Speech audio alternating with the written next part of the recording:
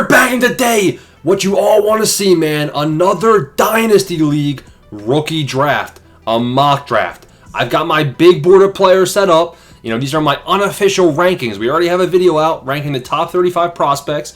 I made a, pretty solid order. Gave some pretty solid explanations of all their stats and everything.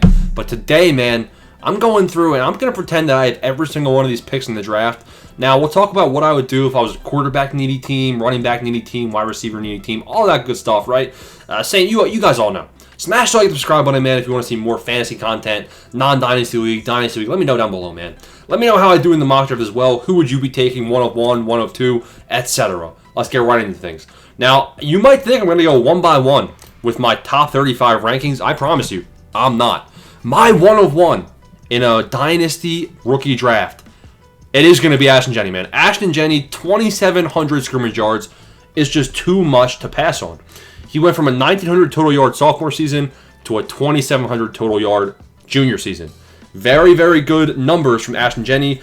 And the thing that I like most that people aren't talking about, in 2024, he had the 2,600 rushing yards. That's nuts. But he only had 23 receptions for 138 receiving yards. Is he going to have the PPR volume? That's not great. That's scary. Then you look back. His 2023 year where he only had 1,350 rushing yards. He had 43 receptions for 600 receiving yards. So he's proven that he can have that receiving upside. Now, I'm using a combination of my latest mock draft. We're going to have another mock draft coming out soon for the actual NFL draft, as well as a combination of some other people's. I've seen Jenney linked to the Bears at the 10th pick, as well as the Cowboys pick number 12. I don't care what landing spot Jenney gets. He's going to have to be the 1 of 1 on my Dynasty list right now, as of right now. Now, the 1 of 2. The 1 of 2, it really depends. If I'm a running back needy team, I'm going Amarian Hampton. If I'm a wide receiver needy team, I'm going Ted McMillan. If I'm a quarterback needy team, I'm still going one of these two. You're not picking a quarterback, 1 of 2. The 1 of 2, I'm going Amarian Hampton, man. The running back class right here is very good. One of the best running back classes in recent memory. And Amarian Hampton has carried a not-so-good North Carolina offense, even when Mr. Drake May was on this team. Now, looking at Amarian Hampton's stats. 2023, 1,500 rush yards, 222 receiving yards. 2024, 1,700 rush yards and 400 receiving yards. So he's only trending up. Now, if we look at where he's been, linked to in some of these mock drafts, the Cincinnati Bengals, Los Angeles Chargers, Green Bay Packers, those are all pretty solid landing spots. The thing I like right here, he's not necessarily the same high draft capital as Ashton Jenney. Now, round 2 running backs in the NFL draft, they have a 65% hit rate, meaning there's a pretty good chance that with that early draft capital, they're not going to be a bust. Amarian Hampton's either going to be late round 1 or early round 2. If he's late round 1, he's going to be on a Super Bowl contender. Imagine the Chiefs drafting him. That would be wild. If he's an early round 2, it's not as exciting, but he is going to be that, he's going to be the RB1 eventually by the end of the season on whatever team he goes to. It's a clear choice, in my opinion, if you need a running back to take him 1 of 2. Now, 1 of 3. I have Caleb Johnson ranked at number 3 on my big board, but I do think that I would want to pick somebody else right here. I would not like seeing my top, if I'm going for a running back, and I see the top 2 running backs go off the board, 1 of 1, 1 of 2, I'm not sitting there and I'm not taking Caleb Johnson. I can't. I'm going ahead and I'm taking the S-tier alpha wide receiver in this year's draft class. 2 straight years of 1,300 plus receiving yards and 8 plus touchdowns. He's 6'5" and 212 pounds. Think of Drake London, man. He's got an X wide receiver skill set, very good deep speed, but he still has the footwork and route tree to freeze defenders. He's got long arms, a good catch radius, and he has very good NFL and fantasy potential. He's my 1 of 3 in this mock draft. Talking about the NFL mock drafts, I've seen him linked. I projected him to go to the Las Vegas Raiders. Other people say he's going to go to the Raiders. Some people say he's going to go to the Saints. I'd be a lot happier, man, if he went to the Raiders than if he went to the New Orleans Saints. Because the Raiders have no alpha receiver. He'd be the wide receiver 1. If he goes to the Saints, he's splitting time with Olave. I don't like that. I would probably maybe potentially even move him down my board a little bit. But he's my 1 of 3. Now, 1 of 4, this is a very tough situation. The 1 of 4 right here, these are my 3 heavy hitter players. These are the 3 boys that I think will be fantasy football studs and have the highest potential. The 1 of 4, I don't think you don't really have you can do whatever your heart desires. You can go Luther Burden, go with that second receiver. You can go Caleb Johnson. You can go Quinshon Judkins. Even if you're in a tight end premium league, you can go Tyler Warren. So the 1 of 4 is kind of not the spot to be in. This is where quarterback needy teams, man. Honestly, I would trade back, and I'll explain why as we get into the later rounds of this draft. I'm going to go ahead and give myself Caleb Johnson at the 1 of 4. It's not as exciting as these top 3 picks, but he is somebody that does figure to be eventually an every down back wherever he goes. I think that Caleb Johnson has a good amount of potential. He's a typical Iowa Hawkeye running back, gets between the tackles good, churns his feet to pick up extra yardage. He also is an underrated receiver, but in a PPR league, you definitely want to go with Genty or Hampton. They've shown a lot more receiving upside. Caleb Johnson hasn't posted the receiving numbers yet. I'm still taking him at the 1 of 4. I think running backs are going to be in surplus in this year's draft, and Johnson, if he gets a day 2, this is important. If Caleb Johnson doesn't get a good landing spot, I'm definitely going with Burden over Johnson. I'm definitely going with Judkins over, if depending on the landing spots, I would take Judkins or Henderson over Johnson right here, just straight up. So this is really a landing spot dependent type thing right here, and there's not many people projecting out round 2, round 3 of these drafts. So I'm just going based on talent. I'm going Johnson right here at number 4. Number 5. Again, this is really dependent on what the team needs. I'm probably just going to go ahead and give myself Luther Burden. Now, you haven't seen a quarterback come off the board just yet, and that's okay. Luther Burden, he was a 5-star recruit, but he never really hit his stride at Missouri. If I take Luther Burden right here at the 1 of 5, I'm feeling good, but I'm also feeling nervous. I'm happy because he's going to get round 1 draft capital. I personally projected him to go to the Pittsburgh Steelers late in the first round. A lot of people are saying he might go to the Broncos. I think the Broncos might take tight end, but if Luther Burden falls to the Broncos, I can definitely see that. So I think he's going to get a solid landing spot. He'll immediately be a wide receiver 1, wide receiver 2 on his team. He'll probably start as a wide receiver 2, depending on what team he gets drafted to. If it's a trash team, he'll probably be a wide receiver 1. 5-star recruit, but he has one good season as a sophomore. 1,200 receiving yards and 9 touchdowns, and then he fell back to only 676 yards and 6 touchdowns in his final year, and the whole offense took a step back. So that's definitely concerning. He is the wide receiver 2, in my opinion, in this rookie draft class, so I'm fine taking him at the 1 of 5. The 1 of 6, we're left with Mr. Heisman, and we're not taking him. We're not taking him, and we're just not. In fact, I am not taking any of these next 3 guys ranked on my top 35. So these guys are going to be a bit of a faller right here. You would expect to see one of these 3 go. And if you're a quarterback needy team at 1 of 6, I'm okay with you taking Cam Ward. I'm okay with you taking Sanders. If you're the 1 of 6 and you're a quarterback needy team, go ahead and take Cam Ward with this pick. It's okay. Same thing with the 1 of 7 and even the 1 of 8. We'll talk about that as we go. But I'm going Quinshon Judkins at the 1 of 6. I think now we're running out of those elite running backs. We have Travion Henderson left. We have Ollie Gordon left. And then there's a bit of a drop in the running back talent. We have a lot of running back talent who's going to be going round 3, round 4 in this year's draft class. And they'll be scattered throughout round 2 in this mock draft potentially. But the stars, the superstar potential, we're running low. After Henderson and Gordon go, not many other star running back potentials. So I want to get this running back before they go to the later draft picks. And Judkins, man, Judkins had a very, very good first year with like 1,600 rush yards. Then he started splitting the backfield with Henderson. But I like taking Judkins at the 1 of 6. The 1 of 7. The 1 of 7 is very interesting. And I'm a bit higher on this player than other people. At the 1 of 7, I'm going to go with Tyler Warren, boys. Now, the reason I'm going Tyler Warren, I know I'm passing up Travis Hunter. I know I'm passing up Cam Ward, Shedeur Sanders. This is where it's hard to pass up on these guys, but you can't go wrong with Tyler Warren. Tyler Warren was a monster at Penn State, man. He had, 1,200 receiving yards? I'm pulling him up right now. 1,233 receiving yards, 8 touchdowns. He had 218 rushing yards. He had 4 rushing touchdowns. He's going to be a dual threat in whatever offense he is, man. They're going to put him in the Wildcat. Imagine, how many tush pushes do we think Tyler Warren's going to get? He's been linked to the Denver Broncos with Sean Payton. That would be a good landing spot. I've seen him go to the Rams in a lot of mock drafts with Matthew Stafford. That would be a good landing spot. I've seen him go to the Dolphins. That would be a solid landing spot, but Jonnu Smith is there. Tyler Warren at the 1 of 7. I'm very happy with that, especially in some leagues with tight end premium. In the last couple of years, we've seen a rookie tight end be the leader for the tight end position in fantasy. We saw Laporta. We saw Brock Bowers. Tyler Warren has the chance to do that again at the 1 of 7 right here. 1 of 8.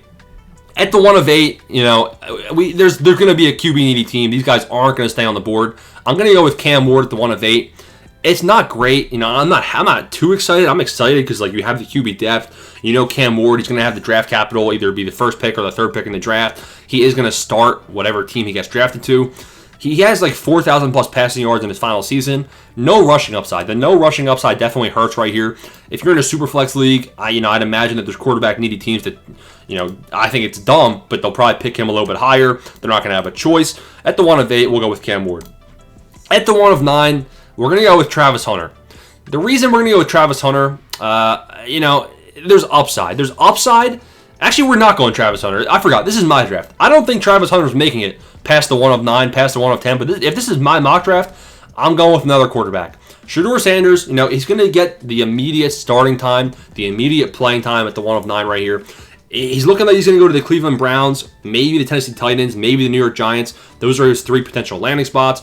He'll be a starter on whatever team. Deion Sanders is there, and Deion Sanders is going to open a lot of doors, a lot of potential for him. But we've seen him play well in college. He had a couple more interceptions and a couple less touchdowns than Cam Ward, a little bit less passing yards, so I expect Cam Ward to go first. I think Cam Ward's a better prospect. Shedeur Sanders might have a bit higher of a ceiling. I'm not too excited about either of these two guys as a quarterback prospect, which is why they're lower down my board than a lot of people might expect here. But we can't have them falling too much, and starting quarterbacks in a super flex league are very valuable. If it's not a super flex league, I can see them falling to the 110, 111, but I'm sure somebody is eventually going to jump on them, especially Shedeur Sanders with his hype, and especially Cam Ward.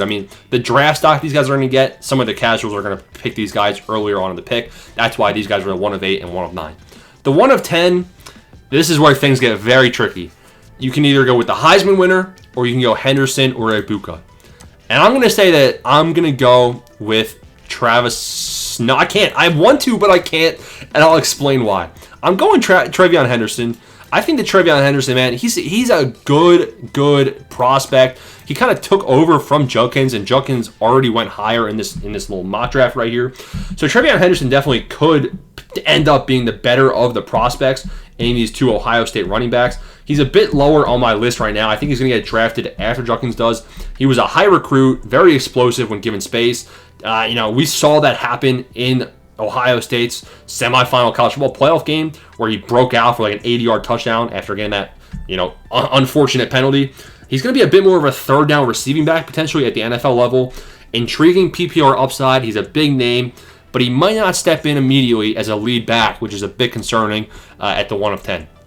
Now going down to the 111, this is where I think I'm going Emeka Egbuka again, and Travis Hunter is now in no man's land. It's scary, but I'm not going to be the one taking him just yet. Emeka Egbuka, he's a PPR type monster. High receptions, short yardage plays, but that's fine with me if you're in a PPR league. He has the upside to be similar to Chris Olave. The thing about Emeka Egbuka is, is he going to be the wide receiver 1 in an offense that has an alpha receiver? Probably not. He went back for his senior year to go after the championship. 70 receptions, 896 yards, and 10 touchdowns. But he was the wide receiver 2, slightly to Jeremiah Smith, who had two or 300 more receiving yards than him. He's a solid receiving option, man, and he's going to get playing time. He's going to get snaps wherever he gets drafted to. His landing spot will be important right here, but he's kind of the final day 1, potentially. Day 1, maybe early day 2, but I think he's going to be a late day 1, final day 1 receiver, and I'm going 111 with that round 1 round 1 receiver. We'll talk about some of the other guys that are receivers. These are all going to be day 2 guys, so there's a tier drop off after Egbuka. And then we're going Travis Hunter at the 1 of 12. If you're at the 1 of 12, and this is the big board remaining, you go Travis Hunter, potentially. Honestly, I don't even mind if you skip over him again, but I'm going with Travis Hunter right here, and I'm going to explain why he's so low. He's so low because guess what NFL GMs are saying? NFL GMs are saying this: we'll put you at cornerback, and we'll even let you play offense, but you're playing 10 to 20 snaps a game on offense. Yes, he had a 1,300 receiving yard season. Congrats. Yes, he has a very high receiving ceiling. Yes, he's a very good... I don't care. I don't even call him a cornerback. Don't call him a cornerback because I ain't getting any fantasy points if he's playing cornerback. All I'm getting is more injury risk. He's more tired. He's not running the deep routes anymore. 10 to 20 snaps for a receiver. He's benchable. He's cuttable. He's not on my team. If I have a receiver playing 10 to 20 snaps a game out of 60 snaps, that's a 16% snap. That's not even targets. I want my receiver to get 10 targets a game, not 10 snaps. So that is why he's the 1 of 12. It is risky. It feels like a landmine. It does have potential to be high upside, but so do these other guys below him, Ollie Gordon, Trey Harris even. Once we start getting below Colston Loveland, then there's a bit more risk in some of these guys. Travis Hunter at the 1 of 12 even feels high for me. You guys can comment down below, man. But if he's getting 10 to 20 snaps a game, risky, risky, risky. At the 2 of 1, again, I'm fine going Ollie Gordon. This is really more a landing spot now. Round 2 is going to depend a lot on landing spot. At the 2 of 1, I'm going with, I almost did something crazy. I'm going with Trey Harris. Trey Harris, people are saying he's Mickey Mouse. The reason being, in 8 games in his final season, he had 1,000 plus receiving yards. That is wild. 1,000 plus receiving, you just saw a thumbnail, my bad. And 1,000 receiving yards in 8 games, very explosive. He averaged 130 yards per game in his final season. But people are saying it's a Mickey Mouse scheme, Mickey Mouse offense. It's not going to happen in the NFL. I don't care. 130 receiving yards per game, you're getting drafted by me, and you will fit right in. Keep those same stats up in the NFL. At the 2 of 2, a lot of people are high on Colston Loveland. I'm not as high on him. His best season was this recent season where he had 600 receiving yards. Actually, that was 2023. This season was a little bit worse, I believe. But he had a couple of 600-yard receiving seasons. It's solid for a tight end. I get that he has the talent, he has the athleticism. I'm just a bit concerned because Tyler Warren had double the amount of receiving yards as him. And some people are saying Loveland should go above Warren. I'm not in that camp. I think Colston Loveland will be a starting tight end wherever he goes. If he goes to the Broncos, that would be a great landing spot. He is going to get a lot of targets. I know we have seen some regression at the tight end position in fantasy football. So Colston Loveland at the 2 of 2, I'm happy about it. I got a good prospect at the tight end position. At the 2 of 3, I'm going with Ollie Gordon. And the 2 of 4 is going to be a bit wild. Ollie Gordon had 1,600 rushing yards a couple seasons ago. This season, major disappointment. I think he had like 800 rushing yards. And, people are blaming the O-line. People are blaming him. I don't care. I saw the ceiling, man. It's like I saw the light. When you see the light, when you see the talent, and then he takes a step back, yeah, it's sad. It's disappointing. Let the other people overreact. It's one season, and I'm not going to overreact. I'm going to see where he gets drafted to, and I'm going to see if their opportunities are there. He had a 1,600 rush yard season. That's not a fluke. He's got it in him, and that's why I think Ollie Gordon at the 2 of 3 is a solid pick. We got a couple picks left, 9 more picks, and at 2 of 4, I'm doing something very, very crazy. I'm going Jalen Milroe. Jalen Milroe is trash at passing. He had like 2,500 passing yards compared to 4,000 passing yards with these passing quarterbacks. He also had a bunch of rushing upside. We're chasing the rushing upside with Jalen Milroe, which is why I think that, if you get Jalen Milroe in round 2, it's actually pretty exciting.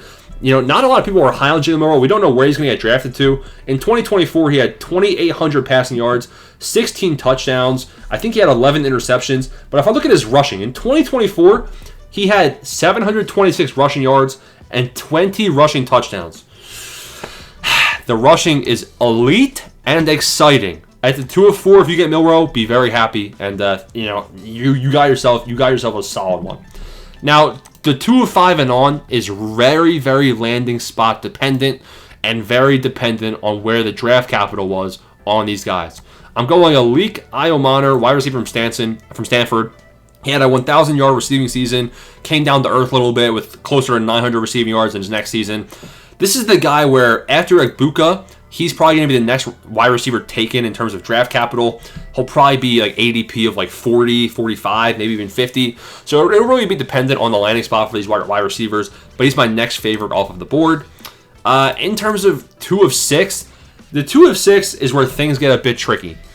Isaiah Bond, people are very excited about him. I'm a bit more excited about Jalen Royals. I'm probably chasing upside.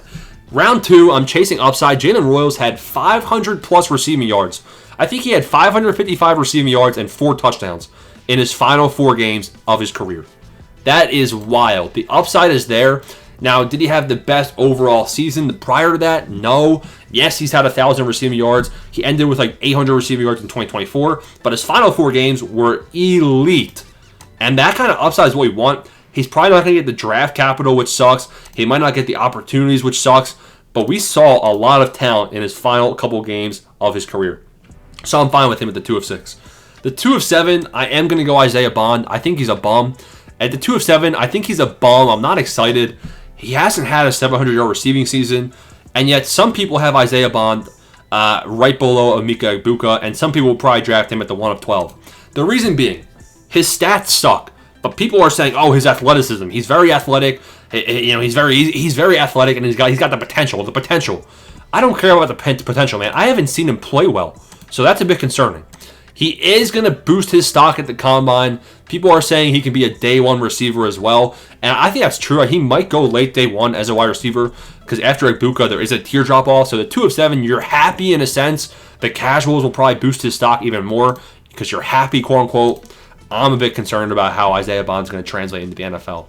At the 2 of 8, I'm going Harold Fannin Jr., man. You can see how I'm not following my rankings to a T. And we're going to have a couple different mock drafts. Well, we'll pretend there'll be different quarterback needy teams and whatnot. And also as we get more information of the combine. And I want you guys to comment down below some more names I can add to my big board. But Fannin Jr. had 1,600 receiving yards as a tight end. He set the receiving record for tight ends. He played for a Mickey Mouse school, Bowling Green, so maybe he wasn't having the best competition. But his stats were so good that maybe he had the best stats of any tight end in this draft class. I'm taking him at the 2 of 8, and I'm chasing the upside. We'll see what his landing spot is, but if he can be a starter tight end, like if he goes to the Chargers, oh man, I am a happy camper. 2 of 9, I'm probably just going these next 3. I'm going Restrepo. I'm going Tez Johnson. Both of these guys are slot receivers, high receptions. Tez Johnson's a bit more of a red zone threat. He had 10 touchdowns in back-to-back years. But I'm kind of just chasing upside on these guys. They're going to be, later in day 2 type draft picks on the NFL draft. Not as exciting, but, they played on good teams in college, and they've shown that they can get 1,000 receiving yards. So maybe they can acclimate in the NFL well. The 2 of 11, people are sleeping on Savion Williams. He had 600 receiving yards in his final season. It's not great. 600 receiving yards, not great. But he had 6 touchdowns, 6 receiving touchdowns. He was a dual wide receiver and a dual running back. Typically, those don't translate well to the NFL, but I'm intrigued. He had 300 rushing yards on top of the 600 receiving yards, and he had 6 rushing touchdowns for the TCU Horned Frogs. That is exciting. I don't care who you are. At the 2 of 11, I am chasing that exciting nation. Now, Kyron Lacy, since he's wanted for murder, I'm not going to be putting him right there.